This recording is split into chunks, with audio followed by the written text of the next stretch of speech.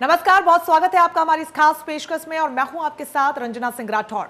आगरा के पारस हॉस्पिटल का video viral होने के बाद जिले में हड़कंप मचा हुआ है। इस वायरल वीडियो में ऑक्सीजन की कमी के मॉक ड्रिल के दौरान 22 लोगों की मौत का दावा किया जा रहा है। अब हॉस्पिटल को सीज करने के साथ ही संचालक के खिलाफ मुकदमा दर्ज कर लिया गया है। पारस हॉस्पिटल को सीज कर दिया गया है। पारस हॉस्पिटल के संचालक डॉक्टर अरिंजय जैन के खिलाफ महामारी अधिनियम के तहत मुकदमा दर्ज किया गया है। यह मुकदमा उनके द्वारा वीडियो में मोदी नगर में ऑक्सीजन खत्म होने की भ्रामक जानकारी के कारण दर्ज किया जा रहा है। अभी पारस हॉस्पिटल में 55 मरीज भर्ती हैं। अस्पताल के सभी मरीजों को उचित अस्पताल में शिफ्ट कराने की कार्रवाई भी शुरू कर दी गई है। ऐसे में प्रशासन पर बड़े सवाल भी खड़े हो रहे हैं क्योंकि पारस हॉस्पिटल को सीज करने को लेकर कार्रवाई भी अब सवालों के कटघरे में है। हालांकि संचालक का साफ तौर पर कहना है कि ऑक्सीजन की कमी के चलते किसी की मौत नहीं हुई। दूसरा जो आया कि साहब 22 जो व्यक्ति की मौत की बात है, 22 व्यक्ति की मौत की बात बिल्कुल निराधार है, असत्य है। ऑक्सीजन की कमी के कारण इस हॉस्पिटल में मृत्यु नहीं हुई है। मैं पुनः रिपीट करूंगा, ऑक्सीजन की कमी के कारण कोई मृत्यु नहीं हुई है। जो कोविड पॉजिटिव मृत्यु की घटना हुई है वो संख्या मैंने आगरा के हमारे 4 और 3 संख्या थी। अलग से डेथ ऑडिट की टीम सीएमओ साहब की पुनः आएगी, एक एक करके सबका कॉज ऑफ डेथ देखेगी। कुछ इसमें हमारे पेशेंट्स आगरा के होते हैं, कुछ बाहर के होते हैं। तो अगेन मैं रिपीट करूंगा आपको कि ऑक्सीजन की कमी का डेथ नहीं हुई है। जहां तक अब ये वीडियो वायरल का प्रश्न है, इनके वीडियो वायरल में 2 चीज़ें जो इन्होंने अपने तथाकथित कहा है, जो हमारे पास संज्ञान में आया और सबको खबर लगी। इन्होंने जो कहा है कि साहब मोदी नगर में प्लांट में ऑक्सीजन खत्म हो गया है और इससे हमें एक भ्रम की स्थिति पैदा हुई, नंबर 1। तो आगरा के पारस अस्पताल मामले को लेकर कांग्रेस नेता राहुल गांधी और प्रियंका गांधी वाड्रा ने बीजेपी पर सीधा निशाना साधा। राहुल गांधी ने ट्वीट करके कहा कि बीजेपी शासन में ऑक्सीजन और मानवता दोनों की भारी कमी है। तो वहीं प्रियंका गांधी वाड्रा ने कहा कि ऑक्सीजन बंद करके मॉक ड्रिल की गई। पारस कांड का जिम्मेदार कौन है, बड़ा सवाल उन्होंने उठाया। मौत का मॉक ड्रिल को लेकर यह खास पेशकश और उसी में इस बड़े सवाल को हम भी उठा रहे हैं। आपको ये ट्वीट फिलहाल दिखा रहे हैं जहां पर राहुल गांधी ने केंद्र की सरकार पर भी हमलावर हुई है साफ तौर पर, और उन्होंने कई सवाल यहां पर खड़े किए हैं। प्रियंका गांधी ने भी ट्वीट कर किया है कि ऑक्सीजन की कमी के चलते अगर जान नहीं गई तो कैसे गई।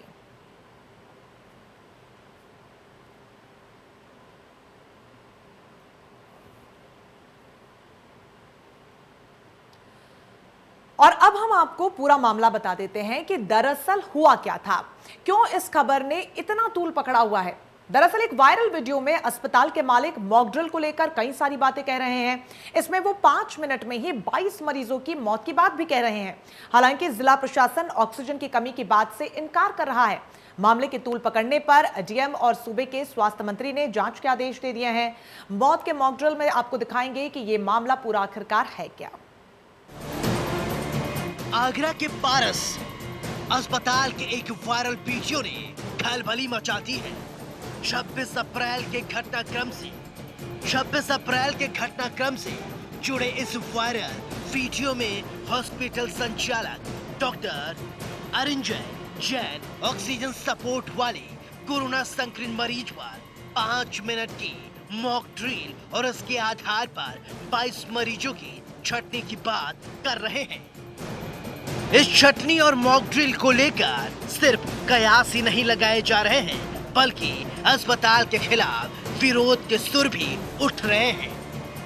वायरल वीडियो में डॉक्टर जैन कबूल कर रहे हैं कि मरीजों की छंटनी के लिए 26 अप्रैल को सुबह 7 बजे मॉक ड्रिल की गई थी, जिसमें कोरोना संक्रमित मरीजों की ऑक्सीजन सप्लाई रोक दी गई। इस दौरान 22 मरीजों ने 5 मिनट में ही दम तोड़ दिया था। वायरल वीडियो में डॉक्टर अरिंजय जैन अपने सामने बैठे और खड़े कुछ लोगों से 26 अप्रैल को लेकर बातचीत कर रहे हैं। इसमें वो कह रहे हैं आगरा के सबसे बड़े ऑक्सीजन सप्लायर का फोन आया, बोला कत्ल की रात है, सुबह तक माल है। आगे उन्होंने क्या कुछ कहा वो आप खुद ही सुन लीजिए।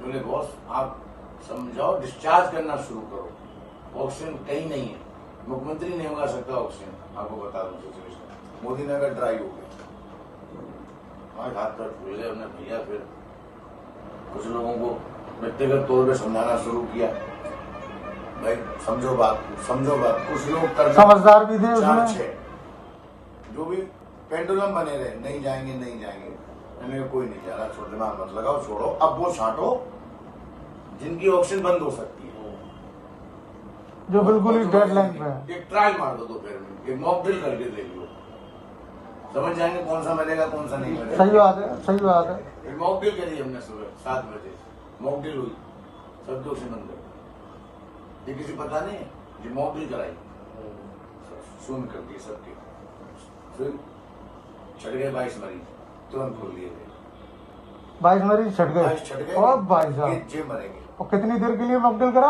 5 मिनट के 5 मिनट में 22 मरीज मॉकड्रिल। ओहो छटपड़ा गए, नीले पड़ने लगे। ओहो ओहो। 22 की मॉकड्रिल पे 22 छट गए, हमने चलो जी बचे 74 बचे, सही बात है। इन्हें टाइम मिल जाएगा।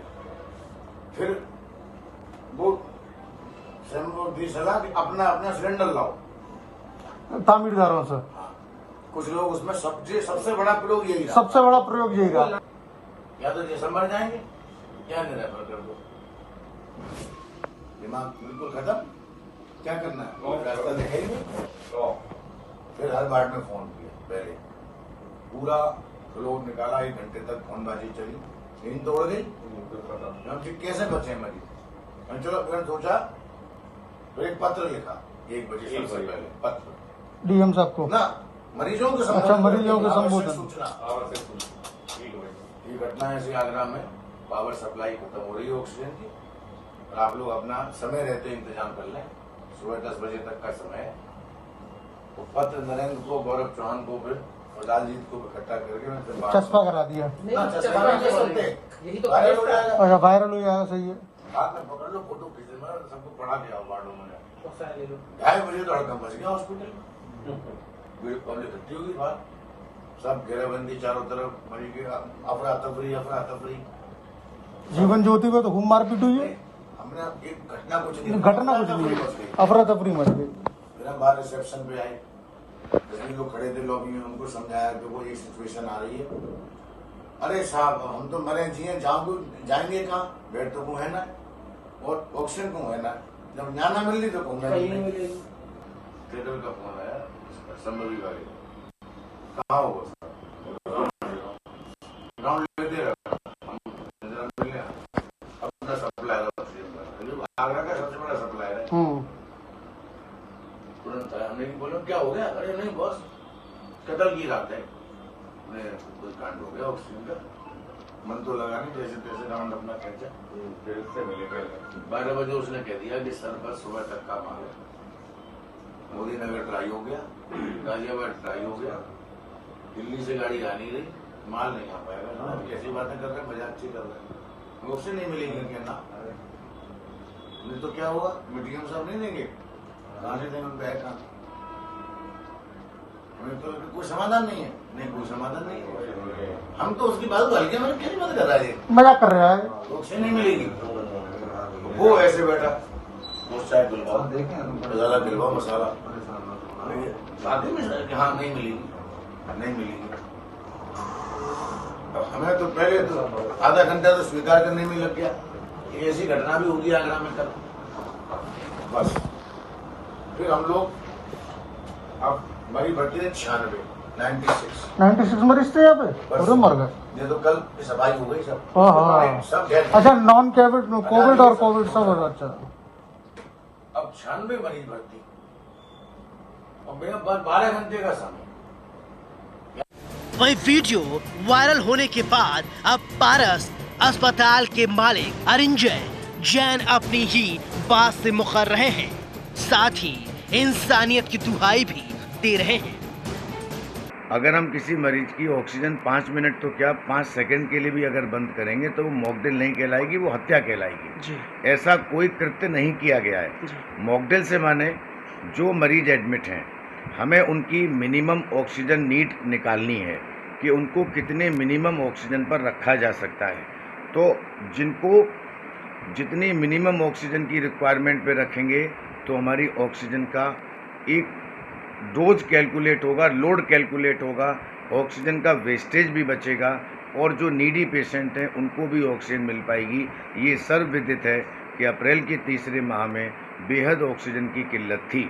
हम सभी चिकित्सकों ने बहुत ऑक्सीजन क्राइसिस के साथ कार्य किया है और ये हमेशा हमने संभालने की कोशिश की है कि हम जितनी आपूर्ति ऑक्सीजन की जा रही है उसी आपूर्ति से हर मरीज को ऑक्सीजन लगाएं। तो आप उसे मॉकड्रिल कह लीजिए या उसे ऑक्सीजन का ऑडिट कह लीजिए या उसे ऑक्सीजन का कैलकुलेशन कह लीजिए। अगर आपको जनरल पब्लिक को ये मॉकड्रिल नाम का शब्द एक कत्ल लग रहा है तो मैं इस शब्द को समझाने का प्रयास कर रहा हूँ। ये कत्ल नहीं है और हमारे यहाँ 26 अप्रैल को सुबह 7 बजे 22 लोगों की डेथ नहीं हुई है। जो भी मृत्यु हुई है कोरोना काल में वो सभी गंभीर कोरोना मरीजों की हुई हैं, जो वेंटिलेटर पे थे या बहुत हाइफ्लो बाईपैप पर थे या बहुत क्रिटिकल थे, कोमॉर्बिडिटी वाले थे, ओल्ड एज पर्सन्स थे, उनकी डेथ हुई है। मामले की तूल पकड़ने के बाद जिले के डीएम, एसपी समेत कई प्रशासनिक अधिकारियों ने पारस अस्पताल का दौरा किया। आगरा के डीएम प्रभु एन सिंह ने कहा कि पारस अस्पताल में 26 अप्रैल को 121 ऑक्सीजन सिलेंडर, 27 अप्रैल को 117 और 28 अप्रैल को 135 ऑक्सीजन सिलेंडर की आपूर्ति की गई थी। 26 अप्रैल को 4 और 27 अप्रैल को 3 कोरोना मरीजों की मौत हुई थी। उनका कहना है कि ऑक्सीजन की कमी से कोई मौत नहीं हुई है, लेकिन इन सब के बीच सबसे बड़ा सवाल यह है कि प्रशासन अगर 60 मरीजों की मौत की बात कर रहा है तो बाकी के 15 मरीजों का मौत का रिकॉर्ड कहां है।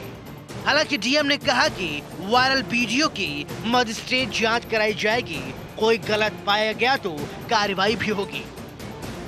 फैक्चुअली 26 तारीख को जनपद इस पारस हॉस्पिटल में 97 जो पेशेंट भर्ती थे इसमें से 4 डेथ हुई हैं। 27 तारीख को 3 कोविड डेथ हुआ है। अतः जो संख्या है यह जो 22 यहाँ दिखाया जा रहा है, प्राइमरली यह संख्या वैसे पेशेंट्स हैं वहाँ जो उनके क्रिटिकल हैं, क्योंकि पारस हॉस्पिटल में आईसीयू के लिए काफ़ी उनके पास बेड्स थी और काफ़ी उनके पास आईसीयू के पेशेंट्स इस तरह के थे। अतः इस बात में कि 22 लोगों की डेथ हुई कोई सत्ता नहीं है, लेकिन फिर भी आज जो वीडियो कुछ प्रचारित किया जा रहा है इसको ठीक से एक बार अध्ययन कर लिया जाएगा और इसमें जो भी आगे कार्रवाई किया जाएगा। वही मामला संज्ञान में आने के बाद स्वास्थ्य मंत्री जय प्रताप सिंह का कहना है कि इस पूरे मामले की जांच कराई जाएगी। किसी हॉस्पिटल में ऑक्सीजन को लेके और खास करके जब आप वैश्विक महामारी के सबसे ज़्यादा केसेस अप्रैल में आ रहे थे, उस समय आप किसी हालत में नहीं कर सकते। एक बात होती है कि आपका ऑक्सीजन ही समाप्त हो गया, वो अलग चीज़ होता है। मॉकड्रिल नाम का कोई चीज़ इस समय नहीं होता है, ऐसा नहीं होता है। तो जो भी उनने गलत किया तो गलत किया और उसका जांच जिलाधिकारी और मुख्य चिकित्सा अधिकारी टीम सहित सब वहाँ पर पहुँचे भी हैं और उनके सारे रिकॉर्ड्स हैं उनको देखा जा रहा है। देखने के बाद जो भी रिपोर्ट आएगी उनके खिलाफ कड़ी से कड़ी कार्रवाई की जाएगी। जाहिर है ऐसे में बड़ा सवाल उठता है, जब कोरोना पीक पर था तो हॉस्पिटल में किसके आदेश पर मॉक ड्रिल की गई, आखिर किसके आदेश पर ऑक्सीजन की सप्लाई बंद की गई। इंडिया न्यूज के लिए आगरा से संजय सिंह की रिपोर्ट। आगरा के पारस। तो इस पूरे मामले में लगातार कई सवाल खड़े हो रहे हैं, कई सवाल आज हम भी खड़ा करेंगे और उन्हीं के जवाब देने के लिए हमारे साथ विधायक बीजेपी की शीतल पांडे हमारे साथ जुड़ गए। इसके अलावा आगरा से हमारे सहयोगी जुड़ गए हैं संजय सिंह। सबसे पहले संजय, मैं आपका रुख करना चाहूंगी क्योंकि मामला लगातार तूल पकड़ता जा रहा है। फिलहाल इस पूरे मामले में खास और ताजा अपडेट्स आप दर्शकों तक पहुंचा दीजिए, क्या कुछ है? इस पूरे मामले की बात की जाए तो कहीं ना कहीं 22 मौतों का जो मामला सामने आया उसके बाद जिला प्रशासन में हड़कंप मच गया था। उसके बाद डीएम एसएसपी आगरा यहाँ पहुंचे पारस हॉस्पिटल और पूरे मामले की जांच शुरू की और फौरी तौर पर कहीं ना कहीं जिस प्रकार से जो कार्रवाई होनी चाहिए थी फौरी कार्रवाई कर दी गई है। इस हॉस्पिटल को सीज कर दिया गया है और महामारी एक्ट के तहत इसमें मुकदमा भी दर्ज कराया जा रहा है और जो मरीज इसमें एडमिट हैं 55 मरीज इसमें एडमिट हैं उनको यहाँ से शिफ्ट करने की कवायद भी शुरू हो गई है। हमारे साथ एक सोशल एक्टिविस्ट हैं, उनसे ही बात करेंगे, गौरव बंसल जी। गौरव, जिस प्रकार से ये पूरा मामला सामने आया आप देख रहे हैं कल से, तो क्या कहेंगे इसको लेकर? देखिए, ये बहुत गंभीर प्रकरण है। जिस तरह से हॉस्पिटल की मैं आपको बात करूं, पहले जो कोरोना की पहली काल था उसके अंदर इसने 10 जिलों के अंदर स्प्रेड कराया था। लगभग 10 जिलों के अंदर यहाँ से मरीज गए थे जो जगह जगह एडमिट हुए, पता लगा वो कोरोना के पेशेंट थे और यहाँ से पूरे 10 जिलों के अंदर कोरोना फैला। दोबारा फिर इस हॉस्पिटल को आखिर कोविड क्यों बनाया गया ये समझ में नहीं आया। अब दोबारा जब इसका ये वीडियो वायरल हुआ है, आप देख सकते हैं कि 22 लोग लगभग उनकी मौत की बात सामने आ रही है, तो मैं समझता हूँ इससे बड़ी घटना अभी तक पूरे उत्तर प्रदेश के इतिहास में कोई नहीं होगी।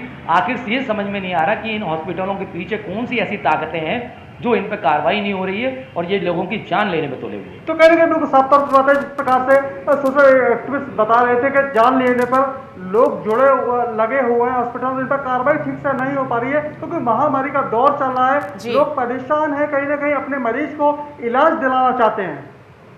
बिल्कुल संजय, अपने आप में बेहद ज्यादा महत्वपूर्ण ये है कि हर कोई चाहता है कि अपने परिवार का जो सदस्य है वो ठीक हो और उसी उम्मीद के साथ अस्पतालों में मरीजों को भर्ती भी करवाया जाता है और मन मुताबिक पैसा भी उसका दिया गया है। आपका मैं रुख दोबारा से करूंगी। शीतल जी, आपका रुख करना चाहूंगी क्योंकि प्रदेश में आपकी सरकार है और प्रदेश का मुखिया एक ऐसा मुखिया है जो कोविड काल में पूरी तरीके से कोविड पॉजिटिव होने के बाद भी एक्टिव मोड में नजर आया, लेकिन बावजूद उसके धरातल पर जो तस्वीरें सामने आई वो बिल्कुल उलट है। उसी का ताजा उदाहरण पारस अस्पताल। मामला तो आप भी समझ और देख और सुन चुके होंगे। एक तरफ तो संचालक यहां पर कहते हैं अस्पताल के जो वीडियो लगातार वायरल हो रहे हैं और अब खुद ही उस वीडियो से पलटी मार रहे हैं, लेकिन एक बहुत बड़ी बात उन्होंने इस वीडियो में कही है कि उन्हें जानकारी मिली थी कि मुख्यमंत्री तक ऑक्सीजन नहीं पहुंच पा रही और यही वजह मॉक ड्रिल उन्होंने की।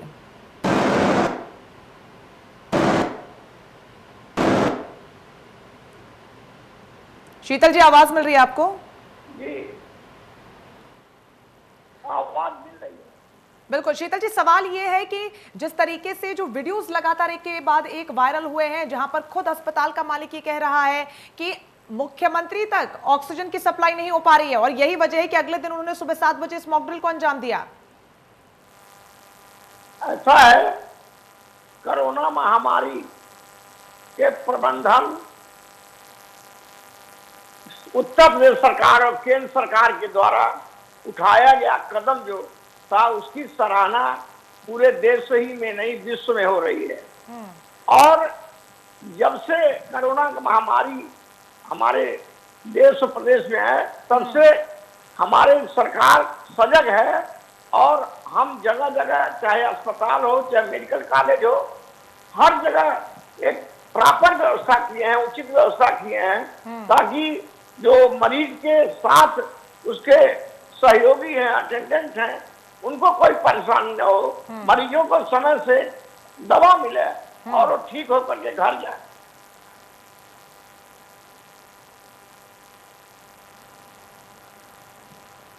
शीतल जी, लेकिन जिस व्यवस्था का आप जिक्र कर रहे हैं उसके उलट ये तस्वीरें सामने आई और उसी को लेकर मैं सवाल ले रही हूँ, ये व्यवस्था लग रही है आपको? नहीं, जब जो व्यवस्था होती है, जो सिस्टम होता है, तो उसमें जो कर्ता होते हैं, जो मशीनरी होती है वो उन पर डिपेंड रहते हैं। तो क्रियाकलाप में, एक्शन में, कार्यप्रणाली में, काम करने में कुछ अंतर तो हो ही जाता है, लेकिन सरकार सजग है। हम क्या बात कर रहे हैं सर, आप क्या बात कर रहे हैं? अनबन हो जाता है, 22 लोगों की जान चली गई है।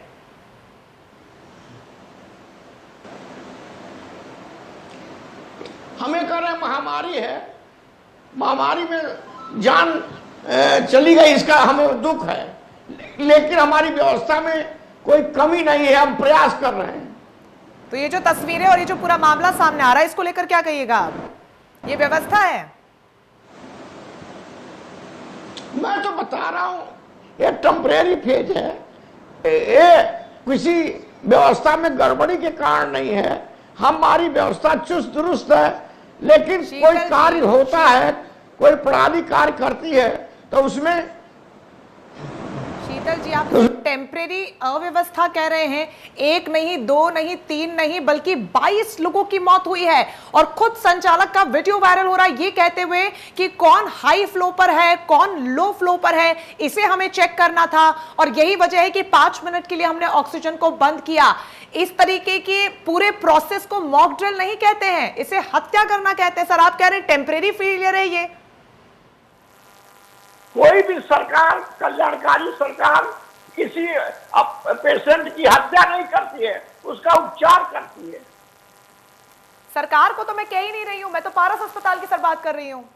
पारस अस्पताल अगर कोई गड़बड़ किया तो उसके खिलाफ कार्रवाई होगी। लेकिन डीएम साहब आगरा के तो कह रहे हैं कि ऑक्सीजन की कमी से मौत नहीं हुई है, जबकि वो खुद कह रहे हैं संचालक की ऑक्सीजन की कमी के चलते 22 लोग छट गए। इसीलिए जांच हमारे यहाँ जांच प्रक्रिया होती है और जांच में जो सही होगा तो डीएम साहब के कहने से नहीं कुछ होगा। अगर कमी पाई जाएगी तो उस पर एक्शन होगा।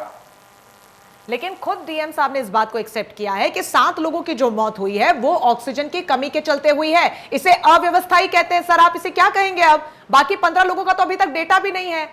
ये किस तरीके का लूप होल है जहां पर अस्पताल को ही पता नहीं है कि किस वजह से मरीज की जान चली गई? ये व्यवस्था है?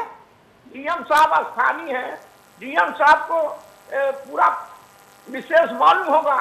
हम लोग दूर बैठे हुए हैं, हम कैसे जान जाएंगे क्या सच्चाई है? ठीक है, आपका रुख करूंगी। संजय इस बीच हमारे साथ लगातार बने हुए हैं। संजय मैं आपका रुख करना चाहूंगी। जैसा कि शीतल जी कह रहे हैं कि टेम्परेरी अव्यवस्था है, हालांकि इस तरीके की कई टेम्परेरी तस्वीरें सामने आई लेकिन अभी तक इनके लिए वो परमानेंट नहीं हुई है। लेकिन बड़ा सवाल ये बना हुआ है कि दुरुस्त व्यवस्था कब होगी? डीएम साहब ने आज कहा कि 7 लोगों की मौत ऑक्सीजन की कमी के चलते हुई, लेकिन बाकी 15 लोगों का कोई डेटा नहीं है। उसको लेकर क्या जानकारी मिल रही है? कहीं जिस प्रकार से ऑक्सीजन की बात की जा रही थी तो 26 और 27 को ऑक्सीजन की किल्लत थी। उस किल्लत को दूर करने के लिए लगातार जिलाधिकारी पीएन सिंह प्रयास कर रहे थे, लेकिन डॉक्टर का जो वीडियो सामने आया उसने कहीं ना कहीं कई सारी चीज़ों को खुलासा किया है। जिस प्रकार से जो वीडियो सामने आया कि ऑक्सीजन की किल्लत मुख्यमंत्री भी पूरी नहीं कर सकते, इस बात को डीएम आगरा ने सिरे से नकार दिया है। और कहीं ना कहीं हमारे साथ एक जो परिजन है, जो पीड़ित के परिजन है, उनसे ही बात करेंगे। जी मिस्टर चावला जी, क्या रहा 26 को आप यहाँ मौजूद थे, आपके पिताजी एडमिट थे? 26 को शाम के समय में, दोपहर और शाम के बीच का समय जैसे इस समय हो रहा है, इसी समय मेरे पास फ़ोन आया था डॉक्टर साहब का कि आपके पिताजी की हालत सीरियस है, आप जो है अपने पिताजी को यहाँ से ले जाइए या फिर ऑक्सीजन की व्यवस्था आप करवा दीजिए। तब मैंने जो है ऑक्सीजन के सिलेंडर लाके इनको दिए थे, डॉक्टर साहब के हाथ में मैंने सिलेंडर लाके दिए थे, जम्मू पैक दिया था। और 15 मिनट के बाद ही इसी हॉस्पिटल से सूचना मेरे पास ये आती है कि अशोक चावला जी अब आपके फादर नहीं रहे। तब मैंने डॉक्टर साहब से पूछा, मैंने कहा डॉक्टर साहब आपने तो मुझसे ये कही थी कि आप ऑक्सीजन ला के दे दीजिए और आपके हम फादर को बचा लेंगे जी, लेकिन उसके बावजूद भी जो है मेरे फादर नहीं बचे। तो आपका जो कार्रवाई हुई है इसको लेकर आप क्या चाहते हैं आगे? आगे मैं सिर्फ यही चाहता हूँ कि ये जो स्लैटर हाउस डॉक्टर अरंजन जैन ने खोल रखा है, जिसका नाम इसने स्लैटर हाउस का नाम पारस हॉस्पिटल, श्री पारस हॉस्पिटल रखा है, कि इस स्लैटर हाउस को हमेशा के लिए बंद किया जाए। डॉक्टर की जो डिग्री है, जो लाइसेंस है, उसको निरस्त किया जाए। और जो 22 लोगों की इनने जो हत्या की है, मेडिकल हत्या जो इसने की है डॉक्टर ने, इसके खिलाफ तत्काल मुकदमा दर्ज कराकर इस व्यक्ति को जेल भेजा जाए। तो रंजना आप सुन सकते हैं जिस प्रकार से जो चीज़ें सामने आ रही हैं, 22 लोगों की बात की जा रही है, कहीं ना कहीं जो 26 और 27 और 7 मौतें अभी तक बताई जा रही है, 15 मौतों का अभी भी आंकड़ा क्लियर नहीं हो पाया है। आप हमारे साथ एक वरिष्ठ पत्रकार और हैं अंकुर कुमड़िया, उनसे भी बात करेंगे कि लगातार इसको कवरेज कर रहे हैं चीज़ों को लेकर। जी अंकुर जी, जिस प्रकार से कोविड काल में आपने भी कवरेज किया, जिस प्रकार से एक मामला सामने आया, तो उसको लेकर क्या कहेंगे आप? देखिए, ये जो पारस हॉस्पिटल है, ये जब कोरोना की पहली लहर आई थी तभी से इसमें काफ़ी लापरवाहियाँ इसके हॉस्पिटल की देखने को मिली, क्योंकि इसने कभी दूसरे राज्यों के जो कोविड पेशेंट थे उनको एडमिट किया और फिर बिना जांच के और बिना किसी पूर्व सूचना के उन्हें छोड़ दिया, डिस्चार्ज करके दूसरी जगह रेफर कर दिया। तो जब वहाँ पर वो अपने ज़िले में पहुँचे तो वहाँ पे उन्होंने कोविड को स्प्रेड किया था। बहुत बड़ा एपिक सेंटर बना था ये उस समय, पहली लहर आगरा का एपिक सेंटर इसको कहा गया था। उसके बाद ये दूसरी जब लहर आई तो ऑक्सीजन की जो किल्लत थी वो पूरे देश में थी, सब जानते हैं कि दिक्कत थी। लेकिन जो रिकॉर्ड्स के मुताबिक आज हम लोगों को बताया गया कि 129 सिलेंडर, जिस दिन इन्होंने मॉक ड्रिल की बात की गई है, जो वीडियो आया है सामने, उसमें कहा गया है कि जिस दिन ये मॉक ड्रिल सुबह 7 बजे की गई, उससे एक रात पहले आगरा प्रशासन ने इस हॉस्पिटल को 119 सिलेंडर पहुंचाए। इसका मतलब ये हुआ साफ तौर पे कि इस हॉस्पिटल को कोई किल्लत नहीं थी ऑक्सीजन की। उसके बावजूद भी इसने पैनिक क्रिएट करने के लिए जो यहाँ पर एडमिट थे पेशेंट, उनके तीमारदारों को एक नोटिस जारी किया कि हमारे यहाँ ऑक्सीजन कुछ ही घंटों की बची है और आप अपने पेशेंट को यहाँ से ले जाइए। हॉस्पिटलों में उस समय जगह नहीं थी, एक भी बेड नहीं था, लोग परेशान थे, सड़कों पे थे, रिक्शों में इलाज चल रहा था। सबने वो दृश्य देखे थे, हमने भी दिखाए थे, आपने भी दिखाए थे। तो ये साफ था कि बेड नहीं है, तो लोग यहाँ से ले जाना उनके लिए मुनासिब नहीं था, मुमकिन भी नहीं था। तो ऐसे में इस हॉस्पिटल ने दोबारा एक और नोटिस जारी किया गया कि अगर आप चाहते हैं अपने पेशेंट को बचाना तो उनके लिए सिलेंडर ले आइए। तो कहीं ना कहीं साफ तौर पर बात है, जिस प्रकार से हमारे बच्चों बता रहे थे कि जो ऑक्सीजन की बात थी, ऑक्सीजन कहीं ना कहीं इन्हें मुहैया करा दी गई थी, उसके बाद भी कि पैनिक क्रिएट किया गया, सारी चीज़ें तय की गई और जो तीमारदार से उनसे कहा गया कि अपनी ऑक्सीजन लेके आइए अगर आपके मरीज को यहाँ इलाज कराना है। तो कहीं ना कहीं जो पैनिक फैलाया गया तो सारी चीज़ें की गई।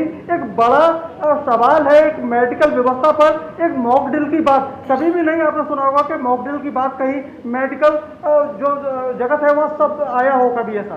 बिल्कुल, बहुत ज्यादा जरूरी यहाँ पर होता है कि किस तरीके से टैकल मरीजों को किया जाए, जहां पर बहुत उम्मीद के साथ मरीजों को भर्ती उनके परिवार वाले करवाते हैं, लेकिन ये कह के टाल दिया जाता है कि आप खुद ऑक्सीजन उनको प्रोवाइड करवाएं। शीतल जी, आपने सुना वरिष्ठ पत्रकार जो जुड़े थे हमारे सहयोगी के साथ, वो क्या कुछ कह रहे थे, और एक ऐसे व्यक्ति भी वहां पर जुड़े जिनके परिवार का सदस्य उन्होंने खो दिया है, और उन्होंने उनकी जुबानी बताया कि उस दिन क्या हुआ था। साफ तौर पर उन्होंने कहा, आपने भी सुना होगा कि अस्पताल ने उन्हें कहा कि अस्पताल की इसमें ऑक्सीजन की किल्लत है। पहले तो सवाल उसी को लेकर मैं लेना चाहूंगी, जहां पर एक तरफ तो संचालक ये कहते हैं वीडियो में, और हाल ही में बयान देके उन्होंने भी कहा कि ऑक्सीजन की कोई कमी नहीं थी, भरपूर हमारे पास ऑक्सीजन थी, जिसका डेटा भी हमने जिला प्रशासन को प्रोवाइड करवा दिया है। सवाल यह है कि तीमारदार को फिर ऐसा क्यों कहा गया?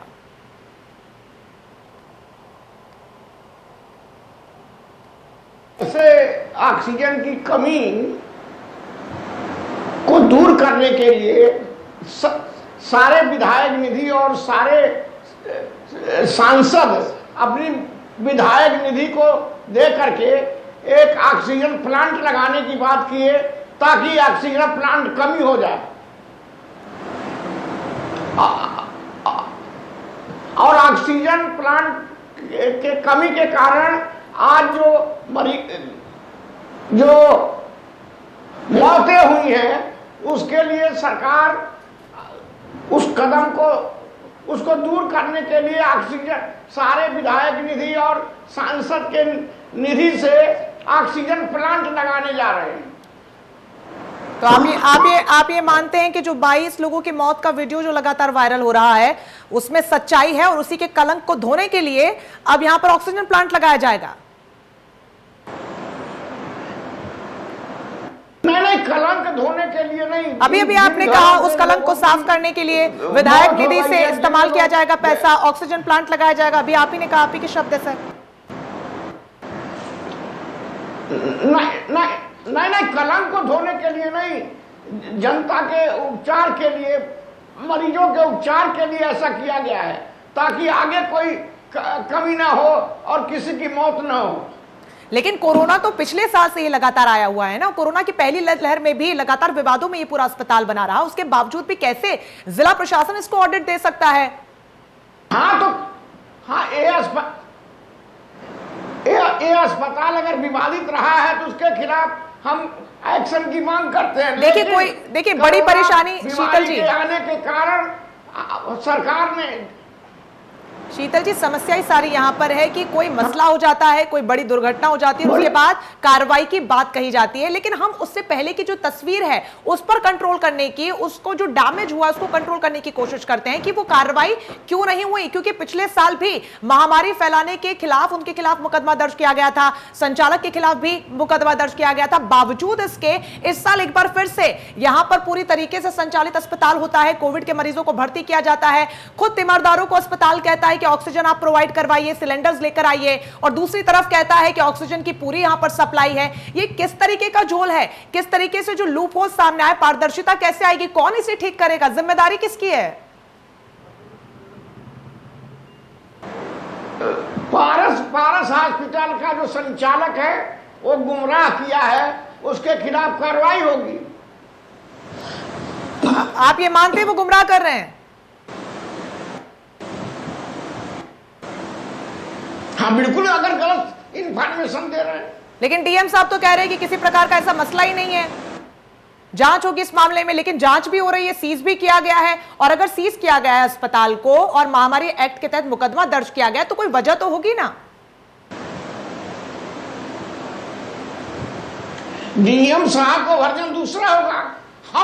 हमारा यह है कि अगर हमारा यह है कि अगर किसी कमी के कारण किसी की मौत हुई है तो उसको दूर करके पूरी व्यवस्था की जाएगी।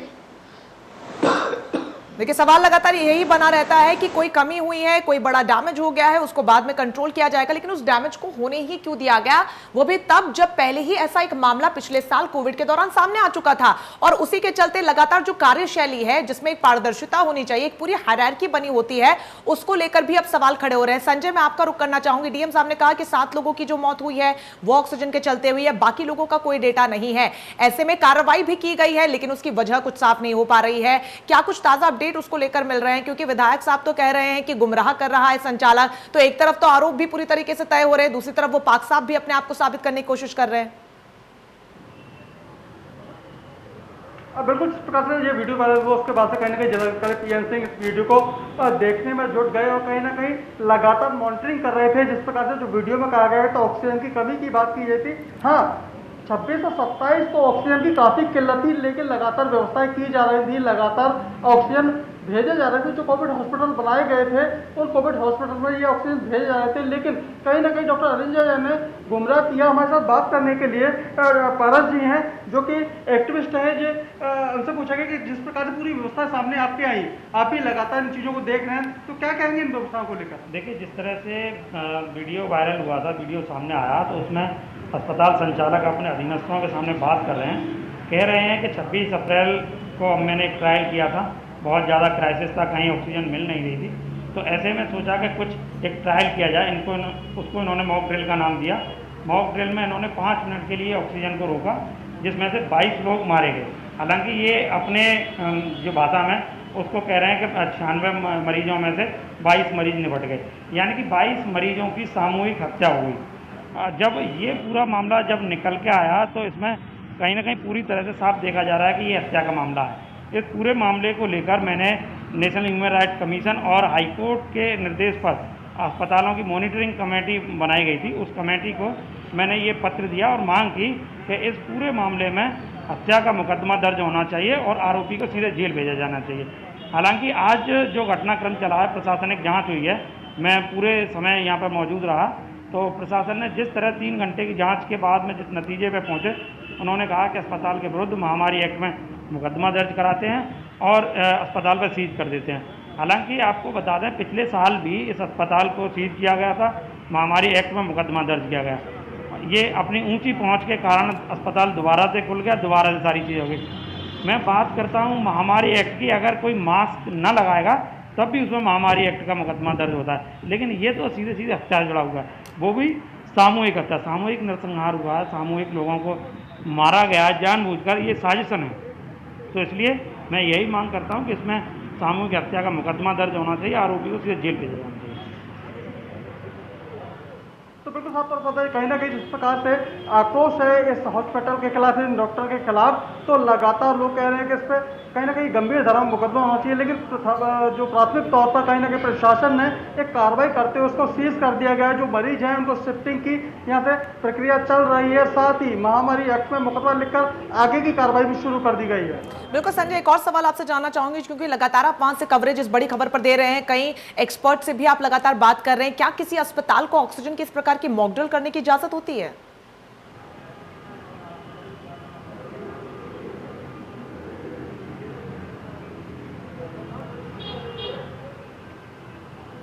संजय, आवाज मिल रही है आपको? चलिए संजय से दोबारा से संपर्क साधने की कोशिश करेंगे। इस बीच शीतल जी, आपने सुना कि एक्टिविस्ट जो अभी अभी हमारे साथ, हमारे सहयोगी के साथ जुड़े थे, उनका क्या कुछ कहना है? जिस तरीके से लगातार तीमारदार जो है वो एक के बाद एक लगातार अपने बयान दे रहे हैं, और इस बात को खुद अस्पताल प्रबंधन ने एक्सेप्ट किया है कि 26 से 27 तारीख को भारी किल्लत यहाँ पर ऑक्सीजन की रही है।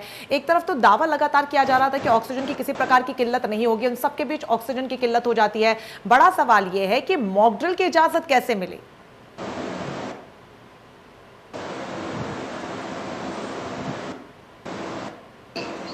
हमें कह रहे हैं कि ऑक्सीजन की कमी को दूर करने के लिए सरकार एक आवश्यक कदम उठा रही थी। जहां ऑक्सीजन की कमी थी पूरा किया गया, बाहर से ऑक्सीजन मंगाया गया, तो ऑक्सीजन की कमी को पूरा करने के लिए हमने ठोस कदम उठाया। लेकिन बावजूद इसके इस तरीके की तस्वीरें सामने आ रही है, नहीं लगता आपको कि बहुत ज्यादा गंभीर है, कहीं ना कहीं प्रश्न चिन्ह उठाती है?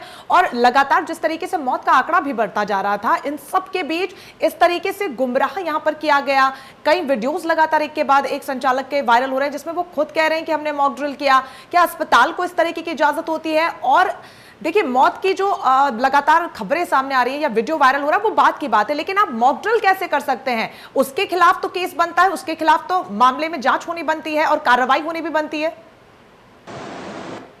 हाँ, तो जो मॉक ड्रिल किए हैं उनके खिलाफ एक्शन हो, और जिन्होंने मरीजों के साथ, जिन्होंने जनता के साथ इस तरह का कृत्य किया उसके खिलाफ कार्रवाई किया जाए।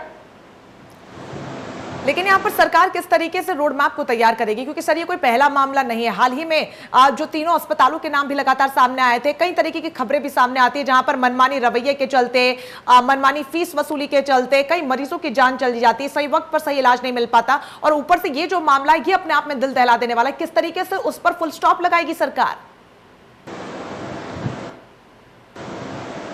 सरकार ने प्राइवेट अस्पतालों पर एक आदेश जारी किया कि वो ज्यादा फीस ना लोगों से ले।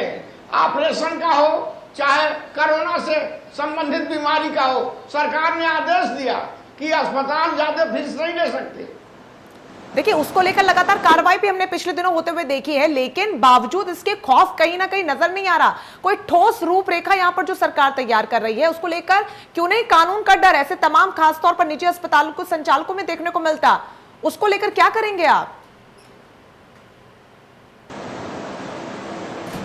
देखिए, ऐसा है कि जब भी कोई एक्शन लिया जाता है, कोई कानून व्यवस्था बनाई जाती है, तो उसके प्रचार प्रसार में समय लगता है। सरकार ने ठोस कदम उठाया, ऑक्सीजन की किल्लत को दूर करने के लिए ऑक्सीजन बाहर से भी सप्लाई करवाया। तो सरकार सजग है हर दृष्टि से। अब कोई भी सरकार ये नहीं चाहेगी कि हमारे राज्य में सामूहिक लोग मरे, जिसको सामूहिक हत्या का नाम दिया जाए। सरकार हत्या में नहीं विश्वास करती है, सरकार जन कल्याण में विश्वास करती है, मरीजों की जिंदगी बचाने का काम करती है। शीतल जी, क्या बात आप कर रहे हैं? आपने अभी भी कहा कि किसी भी कानून को बनाएंगे तो उसके प्रचार प्रसार में समय लगेगा और उसके बाद ही शायद उसके रेसिप्रोकेशन देखने को मिलेंगे या फिर उसका असर देखने को मिलेगा। गलत तो गलत होता है, गलत के खिलाफ कार्रवाई होती है, ये समझ एक छोटे बच्चे को भी होती है। इसका क्या प्रचार प्रसार करना होता है? हम ये कह रहे हैं कि जब कोई कदम कोई नहीं उठाएगा, कोई एक्शन ही नहीं लेगा, तो गलती कहां से होगी? जो करेंगे, जो शुरू काम करेंगे, जो कल्याण का काम करेंगे, गलती स्वाभाविक है। लेकिन गलती के खिलाफ कदम उठाया जाएगा तभी ना जाके गलती खत्म होगी। सर, प्रॉब्लम तो सारी वहीं पर अराइज हो रही है कि कार्रवाई होगी ये बोल दिया जाता है, लेकिन कार्रवाई कब होगी, कितनी ठोस कार्रवाई होगी, सवाल उसको लेकर उठ रहे हैं। यहाँ कार्रवाई हुई है, लोगों को जेल तक जाना पड़ा है। योगी सरकार में कोई गलत काम करके बच नहीं सकता। खौफ नजर नहीं आ रहा है और यही वजह है कि इस तरीके की तस्वीरों में लगातार सर इजाफा हो रहा है एक के बाद और। खासतौर पर पिछले साल ही बड़ा कंट्रोवर्सीज में लगातार ये अस्पताल फंसा, बावजूद उसके हौसले देखिए इतने बुलंद संचालक की कि एक बार फिर से कुछ ऐसा ही मामला लगातार सामने आया। हालांकि जांच का विषय जरूर है, लेकिन जिस तरीके से वीडियो वायरल हुए हैं, संजय मैं आपका रुख करना चाहूंगी। मामला लगातार गर्माता हुआ जा रहा है, लगातार आप एक्सपर्ट से भी बात कर रहे हैं और कवरेज लगातार इस पूरी खबर पर दे रहे हैं। मॉक ड्रिल की क्या किसी अस्पताल को इजाजत होती है?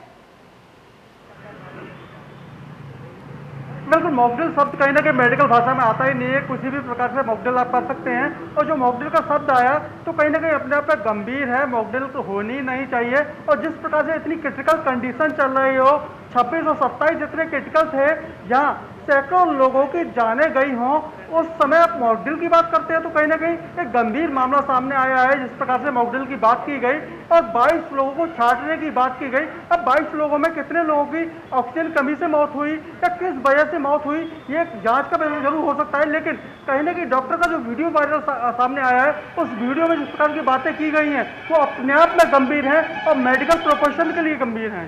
बिल्कुल, बहुत ज्यादा गंभीर है, क्योंकि डॉक्टर्स को तो भगवान का दूसरा रूप हम मानते हैं, लेकिन उसके उलट एकदम तस्वीरें अगर सामने आती है तो कोई भी यहाँ पर उसका दिल दहलेगा और खौफ लगातार रहेगा कि अस्पतालों का हम रुख करें या ना करें। संजय, एक और सवाल ये, क्योंकि लगातार आप वहां पर बने हुए हैं, तीमारदारों से मरीजों की आपकी बात होगी, क्या इससे पहले भी किसी प्रकार की कैजुअलिटी इस तरीके की देखी गई है? क्या अस्पताल की तरफ से इस तरीके से मरीजों को या फिर उनके तीमारदारों को परेशान करने को लेकर खबर सामने आई है? क्या इससे पहले जिला प्रशासन को अस्पताल के खिलाफ किसी प्रकार की शिकायत दी गई है?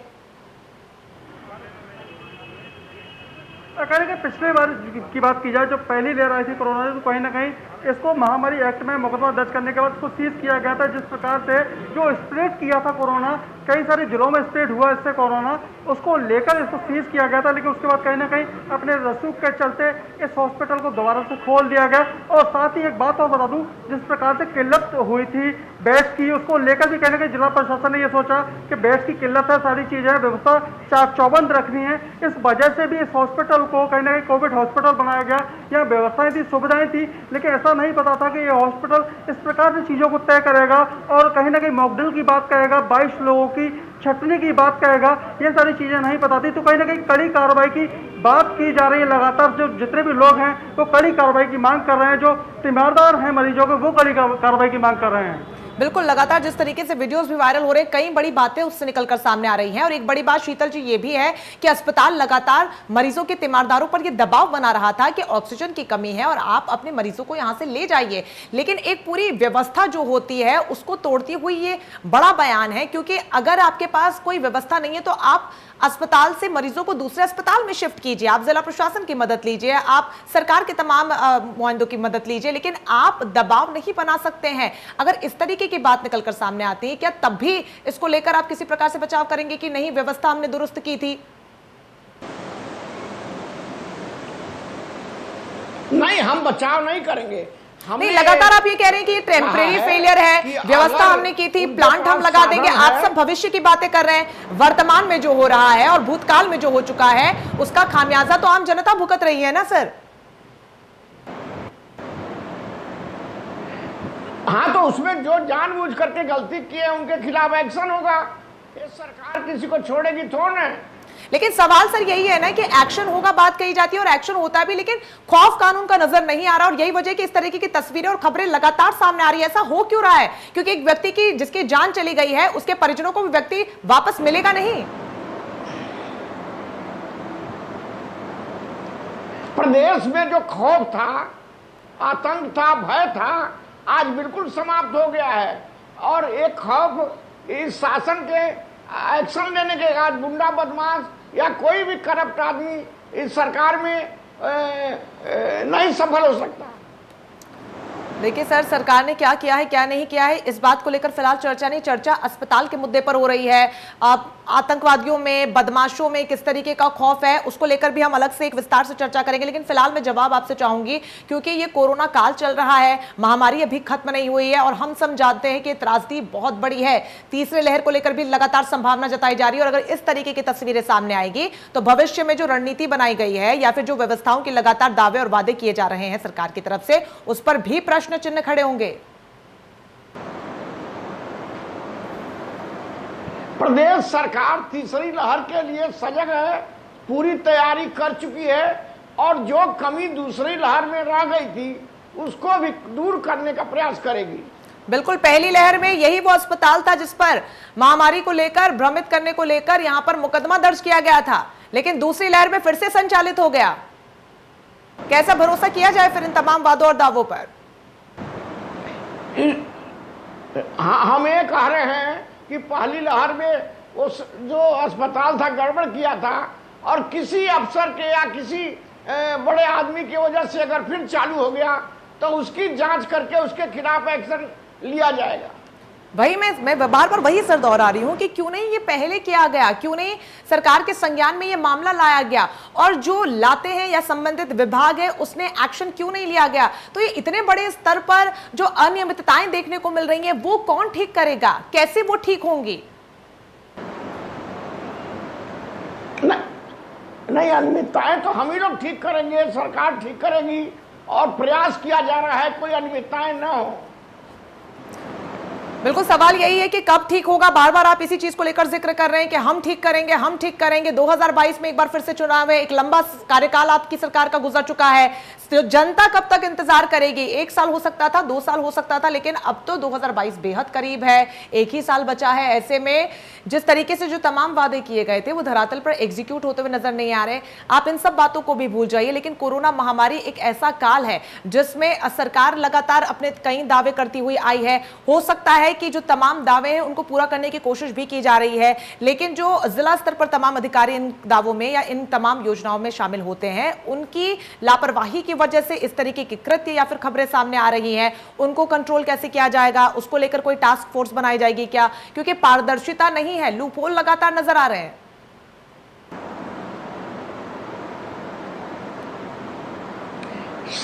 सरकार पारदर्शिता लाने के लिए एक ठोस कदम उठा रही है और जिन लोगों के कारण गड़बड़ी हुई है उनके खिलाफ एक्शन होगा। पहले एक्शन क्यों नहीं हुआ सर, जब पिछले साल गड़बड़ी हुई थी? फिर से अस्पताल संचालित हो गया, आज आप एक्शन की बात कर रहे हैं, कुछ महीनों बाद फिर से संचालित हो जाएगा, तीसरी वेव में भी अस्पताल यहां पर मरीजों को भर्ती करता हुआ नजर आएगा। और ये तो एक मामला सामने आ गया, वीडियो वायरल हो गया। ऐसे कई अस्पताल हैं और ऐसे कई उनके संचालक हैं जो सिर्फ यहां पर पैसा कमाने की फिराक में बैठे हुए हैं।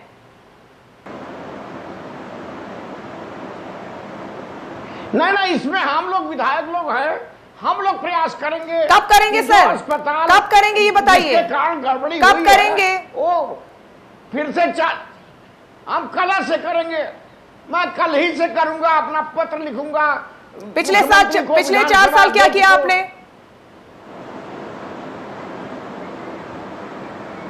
हर साल प्रयास किया कि जन कल्याण हो। और उसका नतीजा क्या निकल कर आया सर सामने? उसका नतीजा क्या निकल कर आया सर सामने? हर साल आपने प्रयास किया और उसका ये नतीजा निकल कर सामने आया।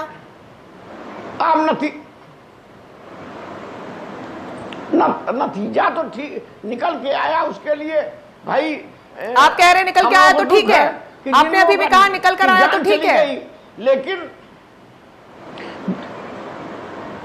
ठीक नहीं है, दुख है मुझे। आपने दुख तो अभी ऐड किया, अभी आप कह रहे थे निकल कर आया तो ठीक है, आगे से हम काम करेंगे।